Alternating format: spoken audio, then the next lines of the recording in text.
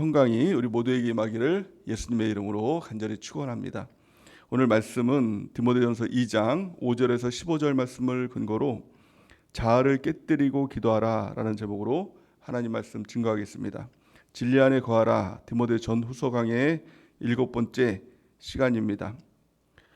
디모데전서 2장 말씀을 시작하면서 바울은 기도에 대한 중요성을 강조하고 있습니다.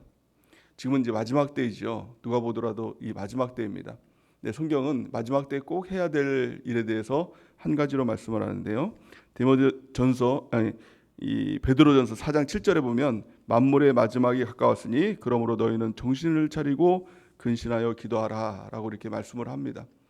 정말 마지막 때 해야 될 가장 중요한 것이 있다면 정신을 차리는 것이죠. 그리고 근신하여 기도하라. 이 세 번역에 보면 깨어서 기도하라 이렇게 말씀합니다.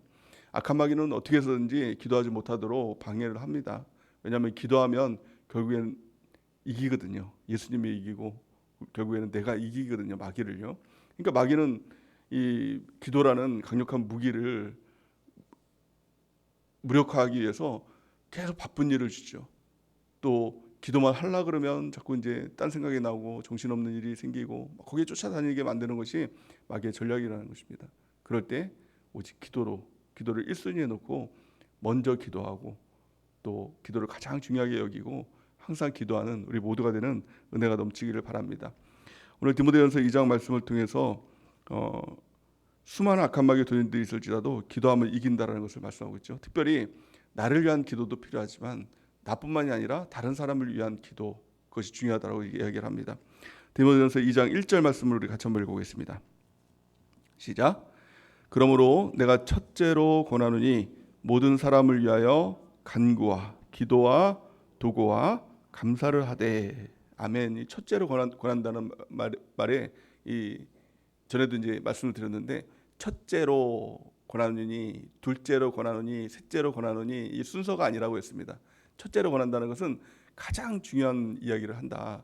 너희가 무엇을 첫째로 여겨야 될 것인가? 그것이 바로 기도라는 것이죠. 특별히 모든 사람을 위해서 기도해라. 간구하고 기도하고 도구하고 감사를 해라. 이 간구라는 것은 절박한 문제 앞에 하나님 앞에 엎드리는 것을 간구라고 했죠. 기도는 늘 하나님 앞에 가까이 하며 기도하는 것. 지금 이 순간도 우리가 주님을 생각하면서 묵상하면서 기도할 수 있는 것. 그 쉬지 않고 기도하는 이 모습이 바로 이 기도인 것이죠. 또 도구라는 것은 다른 사람을 위해서 기도하는 중보기도의 역할을 말하고 있는 것입니다. 감사는 하나님께 늘 감사하는 것. 우리가 범사에 감사하라. 이것이 그리스도 예수 안에서 너희를 향하신 하나님의 뜻이니라. 이 감사가 바로 이 기도가 된다라는 것을 이야기하고 있는 것입니다. 기도에는 참 위대한 능력이 있습니다. 악한 마귀를 이기고 또 나를 지키고 다른 사람을 지키는 참 위대한 능력이 있다는 것입니다. 그런데 이 능력의 근원을 잘못 착각하면 이게 이 기도의 어떤 오작동이 일어날 수 있다는 겁니다. 내가 기도하면 되지. 내가 기도하니까. 기도의 원인을 자꾸 내 자신에서 찾으면 이 기도를 하면서 자아가 자꾸 커집니다. 이 기도를 하면서 교만해집니다. 누가 뭐라고 얘기하면 절대로 듣지 않습니다. 내가 기도하는 여자인데. 교회에서 심지어는 목사님이 얘기해도 심지어는 하나님이 얘기해도 하나님을 이겨먹습니다. 내가 기도하는 사람인데 누가 나한테 뭐라 그래. 하나님도 나를 어쩔 수 없는 겁니다. 그러니까 기도의 원인이 나에게 있으면 점점 자아가 커져서 아주 이 자의 철옹성을 만들게 되는 것이죠. 근데 기도의 원인은 나에게 있지 않다라고 오늘 본 말씀은 이야기하고 있는 것입니다. 기도의 능력이 어디 있습니까? 왜 기도에는 이처럼 능력이 있습니까? 나도 살리고 남도 살리고. 왜 마귀를 이길 수 있는 능력이 어디에 있습니까? 바로 중보자 되신 예수 그리스도에게 그 능력이 있다라고 말씀하고 있는 것입니다. 오늘 성경 말씀은 이렇게 말씀하고 있죠. 5절 말씀 같이 읽겠습니다. 5절 시작. 하나님은 한 분이시요 또 하나님과 사람 사이에 중보자도 한 분이시니 곧 사람이신 그리스도 예수라. 아멘. 우리가 기도하면 하나님의 손이 움직입니다. 근데 하나님께서 보시는 것은 기도하는 나의 모습을 보는 것이 아니라 예수 그리스도께서 십자가 달려 죽으심을 통해서 우리의 모든 죄를 다 대속하여 주시고 나를 위해서 죽으신 것입니다. 그리고 나서 하나님과 우리 사이에 막힌 담을 허물어 주신 것이죠. 그 의미라는 것은 하나님은 우리가 기도하면 하나님은 우리의 모습, 죄된 우리의 모습을 보면 가까이 할 수가 없는 것입니다. 성경에 보면 하나님과 우리의 사이는 죄로 인해서 막혀 있는 것이죠. 근데 예수 그리스도께서 그 몸을 통해서 막힌 담을 허셨다는 겁니다. 그래서 기도하면 나의 모습이 아니라 중보 대신 바로 예수 그리스도를 통해서 우리의 기도를 받아주신다는 겁니다. 그리고 우리가 기도할 때 꼭 뒤에 첨부하는 말이 있죠. 무엇입니까? 예수 그리스도의 이름으로 기도했습니다. 예수 그리스도의 이름으로 기도합니다. 아멘. 이렇게 하죠. 이거는 기도의 어떤 구색을 맞추기 위해서 하는 이야기가 아니라 우리의 모든 기도는 예수 그리스도의 이름이 있을 때만 하나님께 올라갈 수 있다는 겁니다. 그것이 중보 대신 예수 그리스도의 이름이라는 것이죠. 그 우리의 기도의 능력은 나의 능력이 아니라 우리를 위해서 십자가에 달려 돌아가신 예수 그리스도의 중보의 능력이다. 그래서 정확히 말하면 중보자는 한 분이십니다. 예수님 한 분이십니다. 그러니까 우리가 중보 기도할 때 내가 너를 위해서 중보 기도해. 사실 이 중보 기도에 대한 말도 우리 스스로는 쓸 수가 없는 말이죠. 그래서 심지어는 어떤 이제 장로 교단에서는 중보 기도라는 말을 못 쓰게 합니다. 어떻게 사람이 중보할 수 있냐?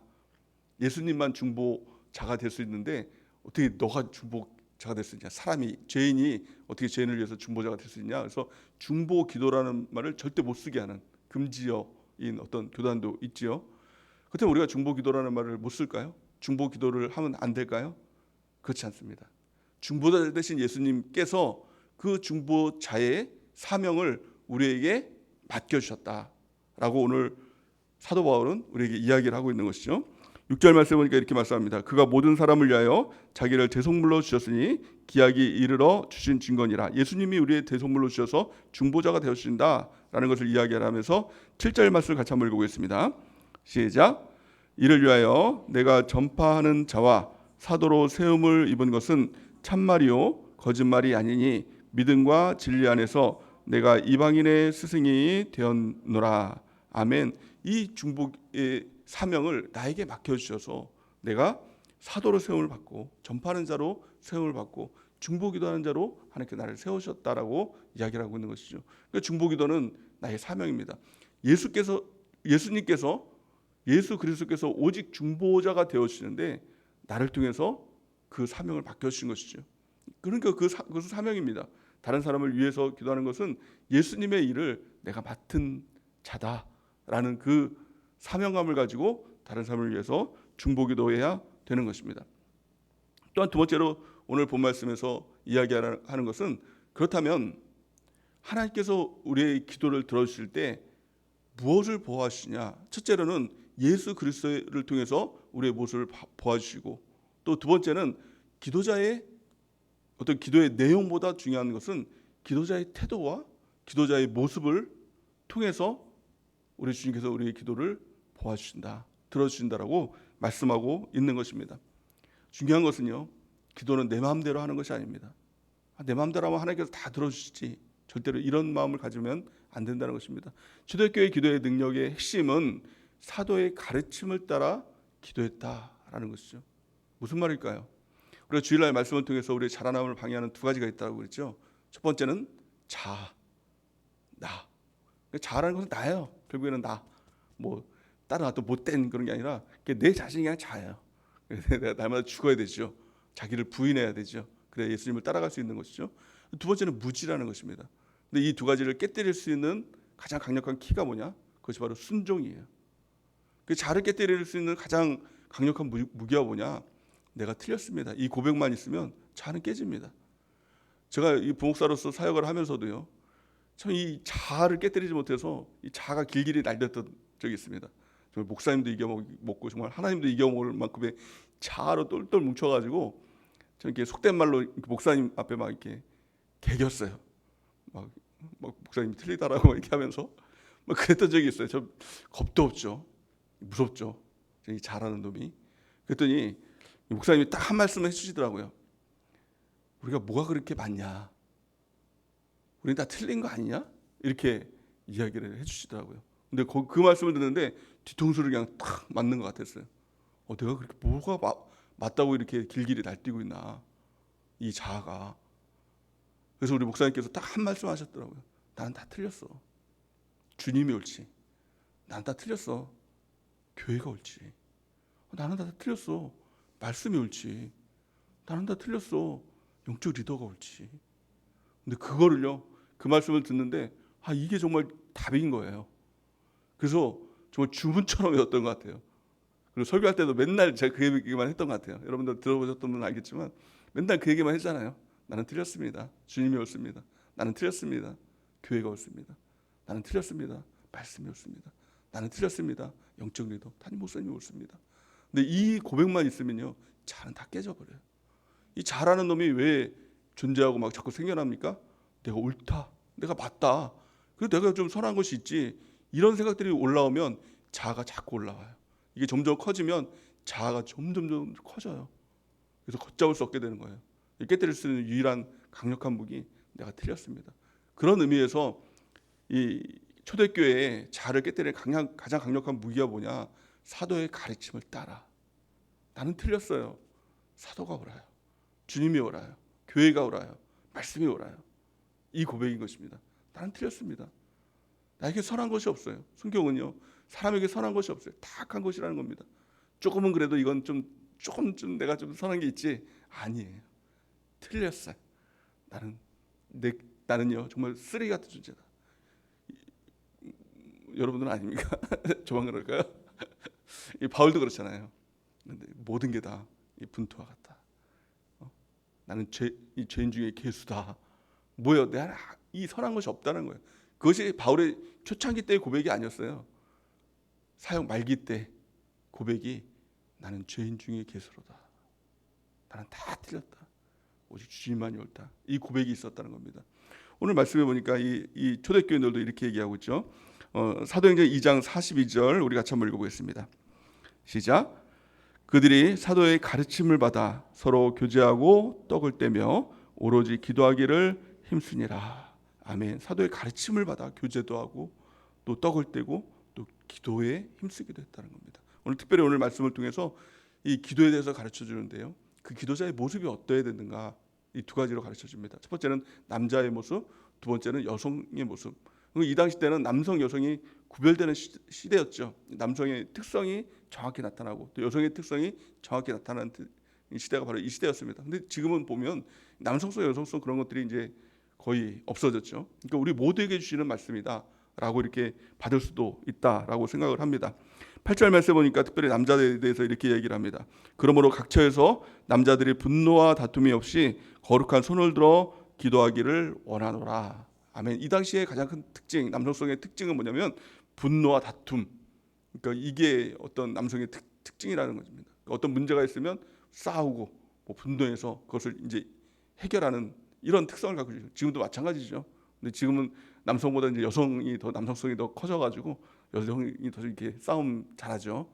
다투기도 잘하고. 근데 그런 마음이 있다면 이 말씀이 남성들만 해당하는 말씀이 아니라 나에게도 해당하는 말씀이구나라는 것들을 알아야 된다는 겁니다. 싸워서 문제를 해결하고 다퉈서 해결하기를 좋아한다면 그것을 금하고 그 모든 일 앞에, 다툴 일 앞에, 싸울 일 앞에 하나님께 거룩한 손을 들고 기도해라. 거룩한 손을 든다는 것은 무엇일까요? 하나님께 항복의 의미를 가지고 있죠. 하나님이 나의 주인이십니다. 하나님께서 문제 해결의 근원이십니다. 이 모습으로 하나님께 나아가 기도하라는 겁니다. 싸우지 말고 다투지 말고 이 본성을 거슬러서 자아를 깨뜨리고 기도하는 우리 모두가 되는 은혜가 넘치기를 바랍니다. 두 번째는 여성에 대해서 가져야 될 태도에 대해서 언급을 하고 있죠. 첫째는 단정하게 옷을 입고 소박함과 정절로서 자기를 단장하라라는 것입니다. 이 당시 때는 여성들이 자신을 단장하는 그 모습이 자기를 나타내는, 드러내는 어떤 표시였던 것 같습니다. 그런데 그렇게 하지 말고 소박하게 정절로서 자기를 단장하고 그리고 하나님께 기도하라라는 것입니다. 내가 드러나는 것은 내가 나를 꾸며서 화장을 예쁘게 하고 또 성형수술을 하고 옷을 예쁘게 입고 그렇게 해서 내가 드러나는 것이 아니라 하나님이 나를 높여주셔야 내가 높아지는 것이다. 하나님께 나가라. 이것을 이야기하고 있는 것입니다. 두 번째는 11절에 12절 말씀 보니까 이렇게 말씀하죠. 여자는 일체 순종함으로 조용히 배우라. 여자가 가르치는 것과 남자를 주관하는 것은 허락하지 아니하노니 오직 조용할지니라. 아멘. 이 말씀을 들으면서 남자들은 맞아, 여자는 조용히 배워야지. 또 여자들은 또 의기소침하고 아, 이 성경이 좀 이상한 것 같다고 막 그러면서 이거 맞냐고 막 이렇게 얘기하면서 또 이렇게 하시는 분들이 있죠. 기분 나빠하시는 분들이 있잖아요. 근데 이 모습을 보면 특별히 이 당시 때의 어떤 여성의 모습은 이제 예수님을 받아들이고 복음을 받아들이면서의 특징이 이제는 남성과 여성과의 어떤 질서가 바뀌기 시작하죠. 지금도 이제 여성들이 더 예수님을 잘 믿잖아요. 뭐 다 여성분들이 있으니까 다 동의하시죠. 근데 이 남성보다 여성들이 더 잘 믿는다는 거예요. 이 당시 때도 마찬가지예요. 그 복음을 들으면서 이제 이게 깨어지기 시작한 거죠. 이 당시 때는 이제 정확한 질서가 있었죠. 남성은 여성은 그 수에도 들지 않았었잖아요. 기분 나쁘시겠지만, 근데 이게 사실이잖아요. 근데 이게 깨지면서 예수님은 이걸 깨뜨려 버리시잖아요. 남성, 여성 이런 걸 깨뜨려 버리니까 이런 질서가 이제 깨지는 겁니다. 그 여성들이 말씀을 더 많이 알고 더 이제 기도도 많이 한다고 해서 막 남자를 이제 가르치기 시작하는 겁니다. 예수님 그따위로 믿어서 안 된다 그러고 막 이제 가르치기 시작하는 거죠. 이 전에는 이제 남성이 율법을 여성에게 가르쳐주고 또 그렇게 했던 시대가 예수님의 시대에서는 막 이게 바뀌기 시작하는 겁니다. 교회에서 질서가 무너지기 시작하는 겁니다. 바울은 이거에 대해서 지적을 하는 거죠. 하나님께서 지으신 질서가 있다. 남성, 여성의 질서가 있고 남편, 아내의 질서가 있고 교회 안에서의 그 질서가 있는데 질서를 깨뜨리면서까지 기도하면 그 기도는 응답되는 기도가 아니다라는 것을 말씀하고 있는 것이고 또 일체 조용함으로 순종함으로 배우는 이 모습이 가장 첫 번째 중요한 모습이다라는 것이죠. 또 여자가 남자를 가르치는 것이 허락하지 않는다라는 것은 영적 어떤 질서를 얘기하고 있는 것입니다. 교회 안에서도 내가 만약에 셀원이라면 셀장 앞에서 조용히 배우고 또 겸손함으로 주 앞에 나가야 된다. 목사님 앞에서 내가 뭐 좀 안다고 해서 목사님 그건 틀렸어요. 그래서 그렇게 하지 말고 조용히 배우는 모습 가운데 영적 질서의 모습을 가져라라는 것을 말씀하고 있는 것입니다. 오늘 말씀은 특별히 남성, 여성 편가르기가 아니라 내 본성이에요. 내 본성이 어떤가? 내 모습으로 기도하면 안 된다. 이것을 얘기하고 있는 것이죠. 내 모습이 없어져야 된다는 것입니다. 화내기 좋아하고 분노하기 좋아하는 이 모습들 이것들이 다 깨어지고 하나님 앞에 엎드려 기도하며 거룩한 손을 주님 앞에 들고 기도하라라는 것입니다. 내 자신을 치장하기 원하고 내가 더 어떤 돋보이길 원하는 이 모습들 가운데 소박하고 정결함과 더 낮아짐을 통해서 하나님이 나를 높여주시는 그것이 최고의 높여주심이다라는 것을 알고 하나님 앞에 엎드려 기도하라라는 것입니다. 무엇보다 중요한 것은 순종입니다. 기도도 순종함을 통해서 가르침을 받고 배우고 기도하는 모습으로 우리의 자가 깨어져야 하는 것입니다. 또 우리의 무지가 깨어져야 하는 것입니다. 그리고 하나님 앞에 기도해야 되는 것입니다. 마지막 때입니다. 우리가 정신을 차리고 깨어서 기도하는 우리 모두가 되는 은혜가 넘치길 바랍니다. 뿐만이 아니라 나를 위해서 뿐만이 아니라 다른 사람을 위해서 또 지난 시간에 우리가 배웠던 것처럼 또 나라를 위해서 대통령을 위해서 우리가 더 기도하고 또 이 지역을 위해서 또 전 세계의 복음화를 위해서 우리가 기도하는 우리 모두가 되는 은혜가 넘치길 바랍니다. 순교하신 선교사 짐 엘리엇이 이런 이야기를 했다고 합니다. 무릎으로 전진하는 성도는 결코 후퇴하지 않는다. 우리 모두가 무릎으로 전진하는 위대한 그리스도인이 되는 은혜가 넘치길 바랍니다. 나의 능력이 아니라 중보기도하시는 예수 그리스도의 능력을 붙들고 우리가 기도의 승리자가 되는 우리 모두가 되는 은혜가 넘치기를 예수님의 이름으로 간절히 축원해 드립니다. 우리 시간 기도하는 시간